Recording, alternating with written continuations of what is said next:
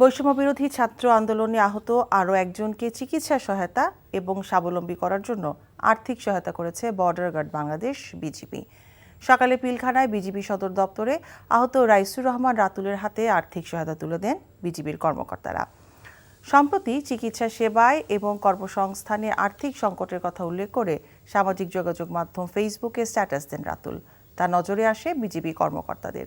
এর আগে গত 8 ডিসেম্বর বিজিবি হাসপাতালে চিকিৎসাধীন 42 জনের মধ্যে অসহায় 7 জনকে অনুদান এবং বিকল্প কর্মসংস্থানের ব্যবস্থা গ্রহণ করে বিজিবি।